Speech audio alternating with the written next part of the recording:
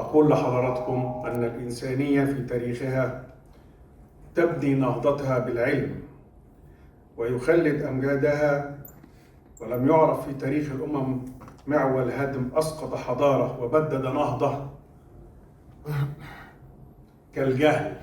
فبالعلم تحلق الأمم وتعلو حتى تبلغ قمم المجد، وبدونه تهوى في مراتع الجهل والتخلف. وفي هذا يقول شوقي رحمه الله: بالعلم والمال يبني الناس ملكهم، لم يبني ملك على جهل وإقلال. يطيب لي بالنيابة عن مجلس إدارة شركة الاستشاريون والتنمية والتدريب والتطوير الإداري أن نرحب بالسادة الضيوف الكرام على أرض الكنانة مصر.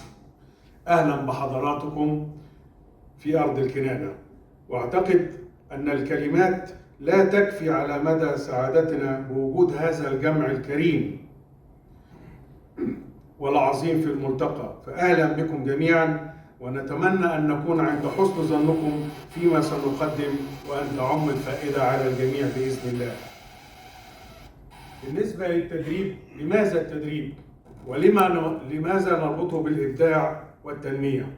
إن التدريب يعمل على تنمية وتطوير وتوسيع آفاق السلوكيات الإدارية ذات العلاقة بالمرونة في العمل والتفكير المنظم والتعامل والقدرة على حل المشكلات المختلفة والتعامل معها والقدرة على التأقلم مع المتغيرات وظروف العمل الجديدة وامتصاص غضب الآخرين وتنمية مهارات الاستمتاع والابتكار والاتصال والتواصل والعلاقات والإشراف وتحفيز العاملين واستثمار قدراتهم بما يعود بالنفع على جميع الأطراف. كما أن التدريب يقدم الكفاءات البشرية التي تحتاجها أي منظمة لتحقيق أهدافها، ويعمل على تأهيلهم أفضل تأهيل بما يتناسب. وبهذه المناسبة أود أن أتقدم بفائق شكري وعظيم امتناني إلى كل من ساهم في إنجاح أنظمة ومشاريع الشركة وترجمة أهدافها النبيلة على أرض الواقع. وأخص بالذكر في هذا المجال أعضاء مجلس الإدارة وشركاء النجاح من شتى الدول العربية.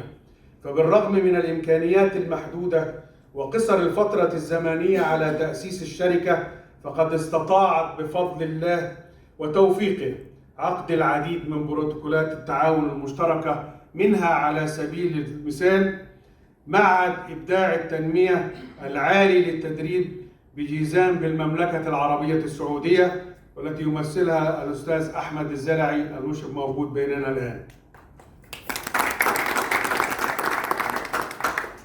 مؤسسة دريكسل للتعليم المستمر بالمملكة العربية السعودية والولايات المتحدة الأمريكية، ويمثلها الأستاذ عبد العزيز ساعاتي وموجود بيننا الآن. اتحاد الصناعات التابع لوزارة التجارة والصناعة بجمهورية مصر العربية، مركز الطوارئ والدعم ومؤسسات وشركات تدريب بدولة ليبيا الشقيقة.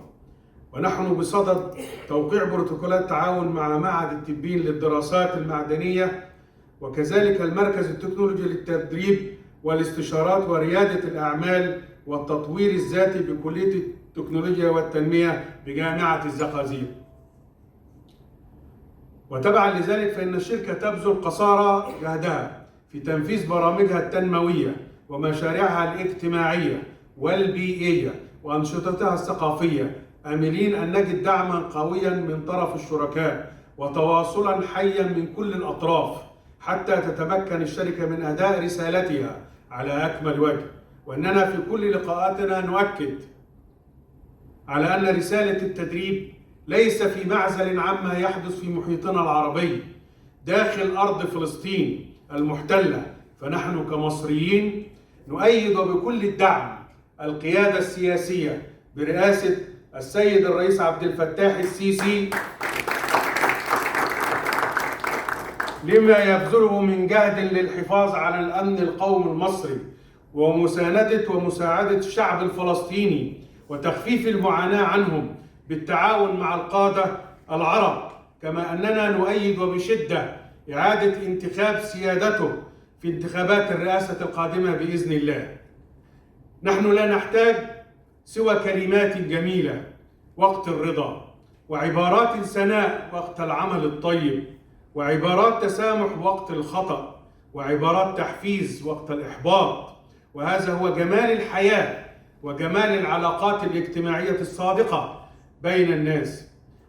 منكم جميعا تعلمنا أن للنجاح قيمة ومعنى، ومنكم تعلمنا كيف يكون التفاني والإخلاص في العمل، ومعكم آمنا أنه لا مستحيل في سبيل الإبداع والرقي. أتمنى لكم النجاح.